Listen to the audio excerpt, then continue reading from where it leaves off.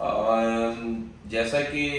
Last video में भी आपसे डिस्कस हुआ था कि हमने अपने क्लाइंट्स को आगे फर्दर गाइड करना है, उनकी रहनुमाई करनी है और हमारा चैनल बनाने का मकसद भी है। ठीक है, क्योंकि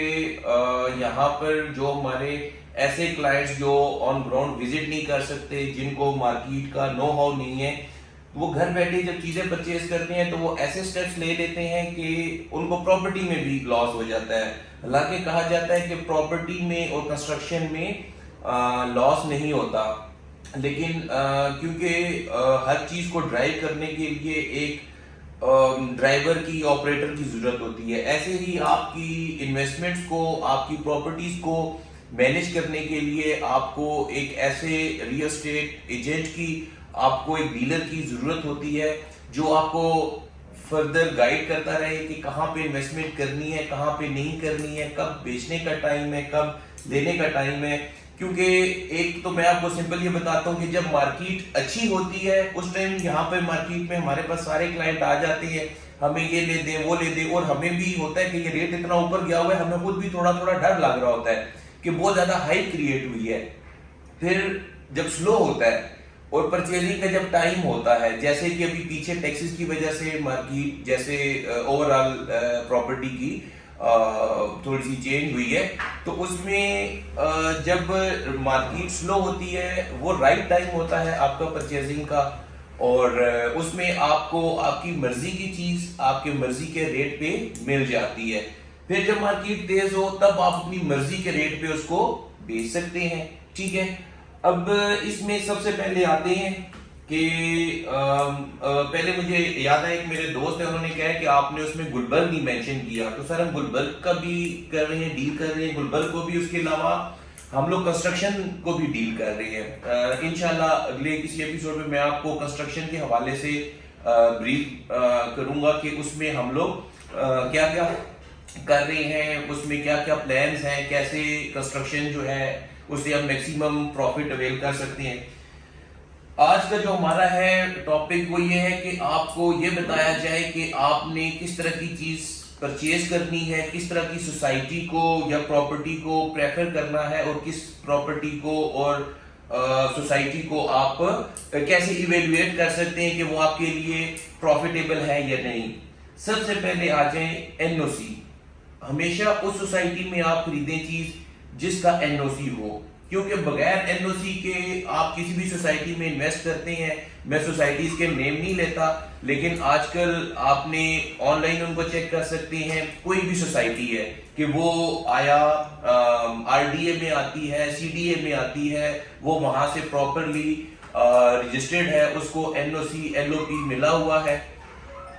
फिर इसके बाद दूसरी चीज आती है, हम लोग हमेशा सस्ती चीज को वो करते हैं प्रेफर, जबकि आपको हमेशा डेवलप और पोजीशन एरिया में परचेजिंग करनी चाहिए। ठीक है, क्योंकि आप नॉन डेवलप लेंगे, फाइल लेंगे, तो उसमें आपको भी नहीं पता, हमें भी नहीं पता, क्लाइंट हमसे पूछते हैं कि कितने अरसे में डेवलप करेंगे। ये तो सोसाइटी को या डिलीवर करने वाले को पता होता है कि उसने कितने अरसे में डिलीवर करना है। और इसमें दूसरी चीज जो आती है कि आप पोजीशन एरिया को और डेवलप प्लॉट्स को प्रेफर करें। थर्ड है आपका टाइम पीरियड ऑफ इन्वेस्टमेंट। इसमें आपकी शॉर्ट टर्म है, मिड टर्म है और लॉन्ग टर्म है। शॉर्ट टर्म में प्रॉफिट ज्यादा होता है एज कम्पेयर, क्योंकि शॉर्ट टर्म में होता है, वो जितना भी होगा तो आपको टाइम पीरियड की वजह से ज्यादा फील होगा, उसमें रिस्क भी ज्यादा होगा। ठीक है, सेकेंड आ जाए मिड टर्म, जिसमें आपकी इन्वेस्टमेंट कम टाइम के लिए होती है, लेकिन मतलब मीडियम टाइम के लिए होती है। लेट्स सपोज आपसे बहुत ज्यादा अरसा नहीं रखना चाहते हैं, उसमें आपका रिस्क फैक्टर कम हो जाता है, प्रॉफिट भी जो है ना वो मीडियम हो जाता है। तीसरी इन्वेस्टमेंट है लॉन्ग टर्म, उसमें आपका रिस्क फैक्टर मिनिमम से मिनिमम हो जाता है और प्रॉफिट जो है ना वो और ज्यादा अश्योर हो जाता है। क्योंकि देखें, अगर आप एक चीज को 3-4 साल बाद उसको सेल करते हैं, ये तो आपकी लक है कि आपने जो चीज ली है शायद वो अगले महीने ही ऐसे रेट पे हो जाए कि आप उसको कहीं किसको सेल आउट कर दें। लेकिन नॉर्मली हम लोग कहते हैं कि आप डेवलपिंग एरिया में जा रहे हैं तो प्लॉट लें तो उसको एटलीस्ट तब सेल करें जब उसके राइट लेफ्ट घर बन चुके हो, पोजेशन आ चुके हो, ताकि आपको उसका मैक्सिमम प्रॉफिट अवेल हो। तो ये सारी चीजें हैं जिसको आपने नजर में रखना है जब भी आपने कोई चीज लेनी है। फर्स्ट ऑफ ऑल एनओसी, फिर एनओसी वाली की सोसाइटी के बाद आपने सोसाइटी में चेक करना है कि कौन सी जगह पर डेवलप प्लॉट है या डेवलप एरिया या पोजेशन एरिया में आपने लेना है। थर्ड ये है कि टाइम पीरियड का जो एक है वो ये भी आपसे डिस्कस करना था। लोग 2 माह का सोच के प्रॉपर्टी खरीद लेते हैं, हालांकि उसने एप्रिशिएट 2 साल में होना होता है, ठीक है। फिर होता ही है कि जब वो उस चीज को 2 माह बाद बेचने आते हैं तो उनको कभी लॉस हो रहा होता है, कभी लेवल होता है, कभी बहुत थोड़ा सा होता है और वो खुश नहीं होते। बात यह है कि अगर आपने 2 साल के लिए ली है, सोच के लिए एक चीज, और वो आपने आफ्टर 2 मंथ आपको ऐसा रेट मिल रहा है कि आप उसको सेल आउट कर रहे हैं, तो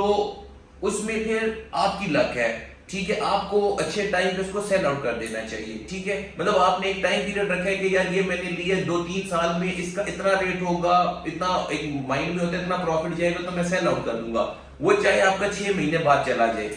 अब लोग क्या करते हैं, लोग कहते हैं रेट अच्छा है, हमें अभी पैसे नहीं चाहिए, जिसकी वजह से वो अच्छे रेट को अवेल नहीं करते। फिर जब उनको पैसे चाहिए होते हैं उस टाइम देखिए मार्केट के ऊपर किसी का कंट्रोल तो नहीं है, उस टाइम मार्केट डाउन होती है, अल्टीमेटली उनकी जो पहले जो उनको ऑफर अच्छे टाइम पीरियड में हमने दी होती है उससे फिर काफी डिफरेंस में वो रेट उसको मिल रहा होता है, जिसकी वजह से फिर वो कहता है, उसका दिल उससे वो खराब होता है कि यार मैं किस तरह की इन्वेस्टमेंट कर दी है कि मुझे पहले आप प्रॉफिट का कहते जब मैं नहीं बेच रहा था, अब मैं बेच रहा हूं तो आप मुझे कम रेट की ऑफर दे रहे हैं। तो ये कुछ चीजें हैं, इंशाल्लाह अल्लाह खैर करे, आगे भी आपको हम फर्दर गाइड करते रहेंगे, ठीक है। Property stories bye urban Heights से जाहिद अमान को फिलहाल इजाजत दें, और इसमें आपको कोई भी क्वेश्चन हो, क्यूरी हो, हमारा कॉन्टेक्ट नंबर है, हमारा फेसबुक पेज है, हमारा इंस्टाग्राम पर है अकाउंट, आप हमें वहां से टच कर सकते हैं, हमें आप डायरेक्ट कॉल करके भी टच कर सकते हैं। और अगर आप कुछ नई चीज देखना मतलब जानना चाहते हैं किसी नई सोसाइटीज के बारे में तो काइंडली उसको कमेंट में मेंशन करें, और इंशाल्लाह आपको हम फर्दर भी गाइड करते रहेंगे। अस्सलाम वालेकुम।